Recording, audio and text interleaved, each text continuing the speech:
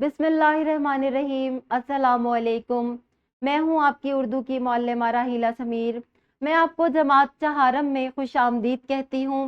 प्यारे बच्चों, आज हम सबक 3 अजीम तरीन मौल्लिम पढ़ रहे हैं और आज हम इसका 12वां बी लिफ्ट पढ़ रहे हैं, मतन को फहम के साथ पढ़ सकें।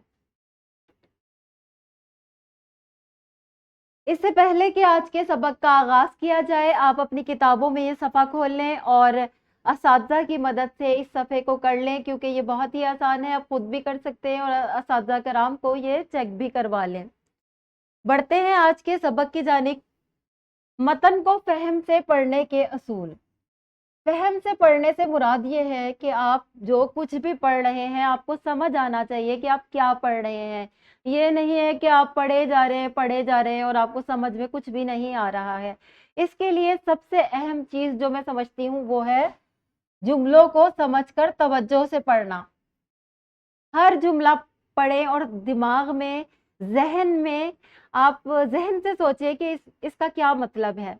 इसके अलावा आपको अल्फाज के माने का इल्म आना चाहिए कि कोई भी मुश्किल लफ्ज आ जाए तो उसका मतलब क्या है, तभी आप किसी भी इबारत को फहम के साथ पढ़ सकेंगे।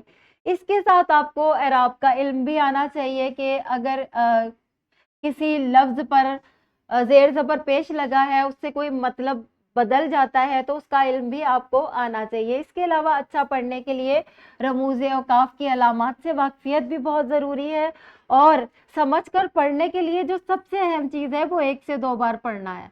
1 से 2 बार पढ़ेंगे, 3 बार पढ़ेंगे तो आपको इबारत अच्छे तरीके से समझ आ जाएगी कि उसमें क्या लिखा हुआ है।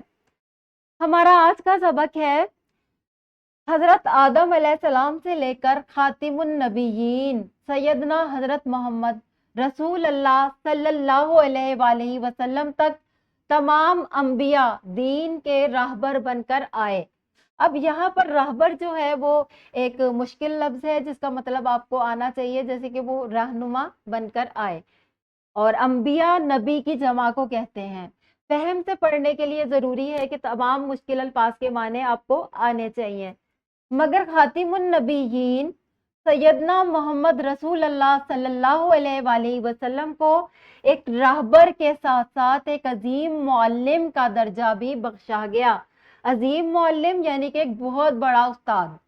आप सल्लल्लाहु अलैहि वसल्लम गारे हिरा से पढ़कर अपने रब के नाम से जिसने तख्लीक किया अल्लाह का पैगाम लेकर तशरीफ लाए।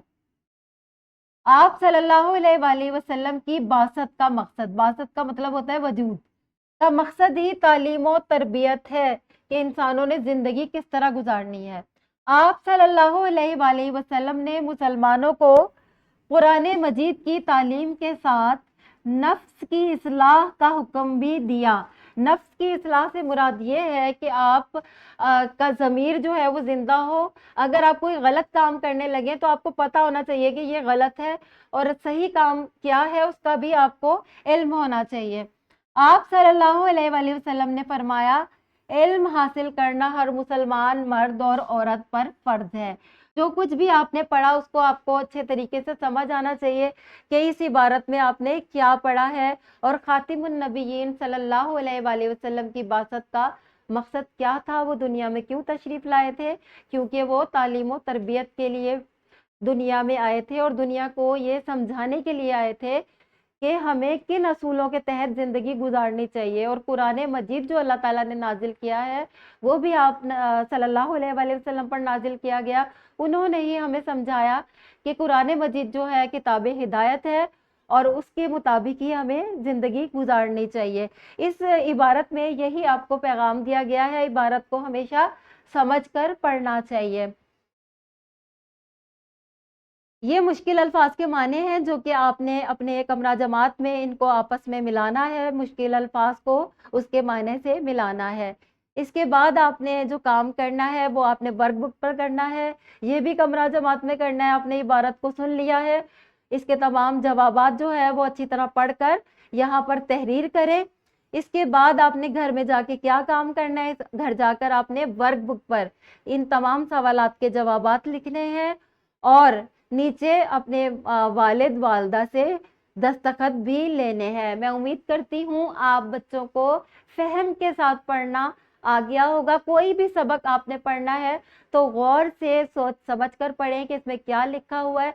हर सबक आपको बता रहा है कि इसमें एक नसीहत मौजूद है जो कि आपकी अमली ज़िंदगी में काम आ सकती है। मिलते हैं अगले लेक्चर में, तब तक के लिए अल्लाह हाफ़िज़।